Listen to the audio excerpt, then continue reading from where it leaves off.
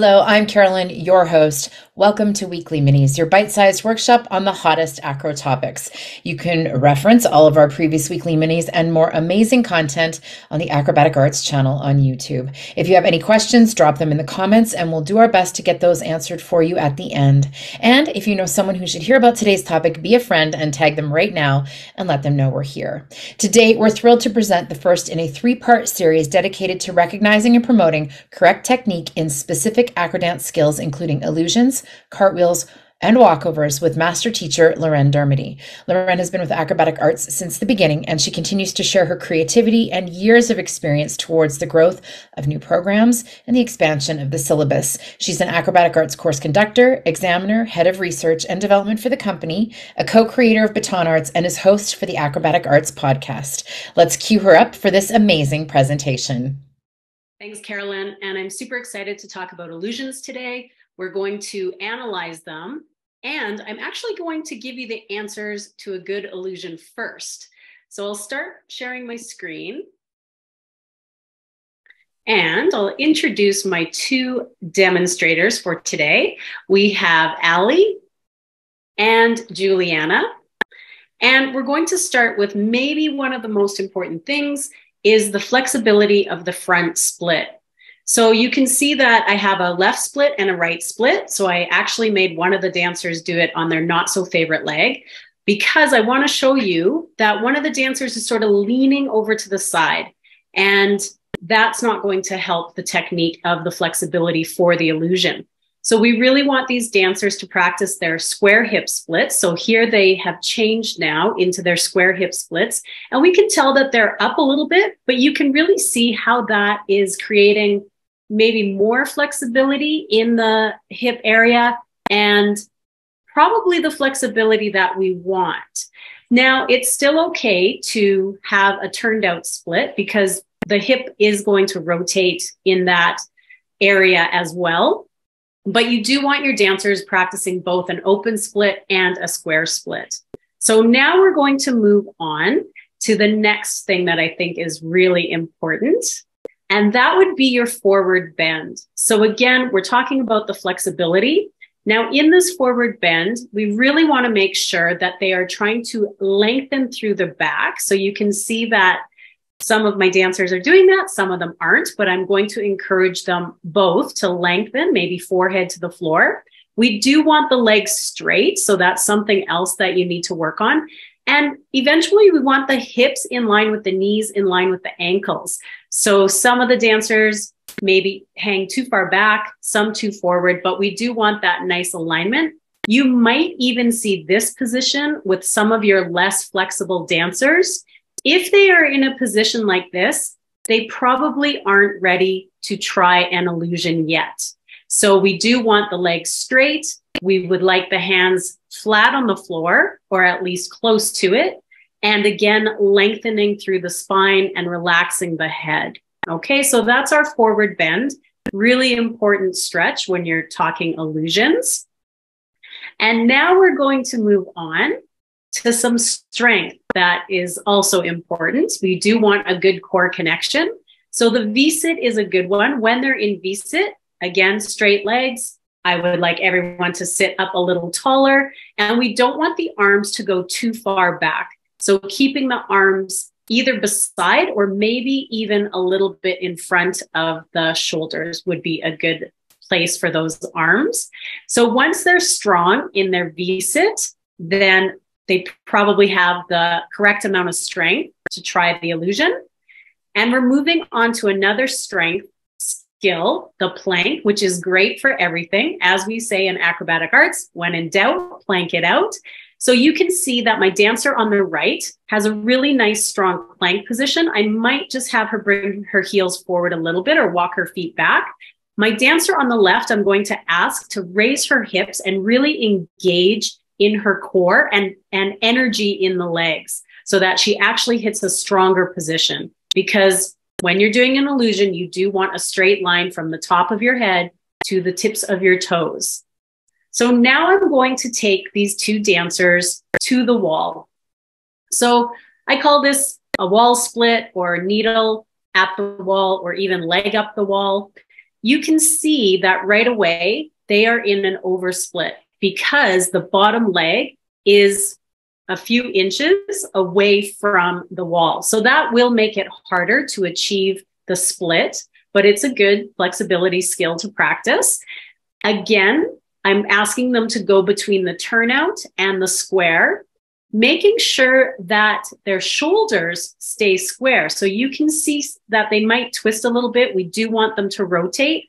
We want the hips to stay as square as possible, but there will be some rotation of that top leg. But they should be able to get their top leg straight because, again, that's what will be required in the illusion. So now they've got their needle and they've got their leg up at the wall. We can take them to the center and check out their flexibility of the needle without the wall. So you can see that both dancers are not pointing their leg right up to the ceiling. And that may be where their flexibility is at right now. In a few minutes, I'm going to let them do their active dynamic flexibility, and we'll see if they get, here they go, we'll see if they get a little higher. And we can see with a little bit of dynamic movement that they can actually achieve the leg up to the ceiling. Now, to make this drill or warm up a little bit harder, we'll ask them to do it with straight legs, top and bottom. And that just adds a little more flexibility and strength to the bottom leg. But after all the strength and flexibility, now we're ready for the illusion. And if you teach it the way I do, we do the hands down, walk around, making sure that the leg gets up. We're working on a reverse illusion today in this weekly mini. And I asked my dancers to maybe to show some things that might happen. So you can see that when she's doing this, her leg again is not getting up to the ceiling. So I would ask her to go back and work on those splits so that she gets a full split. You saw at the end, she also brought her body up after. She does it again. We'll see if it's in slow motion. Here we go. So she brings her body up after her leg. So her leg is touching down, but her body and leg should be in the same alignment. So that goes back to the core connection and the strength. So again, your plank, your V-sit, we really want to work on that.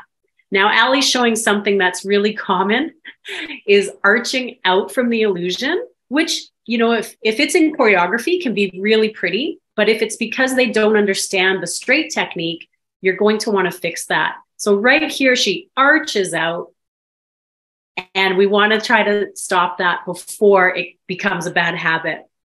So this is a little drill that I do.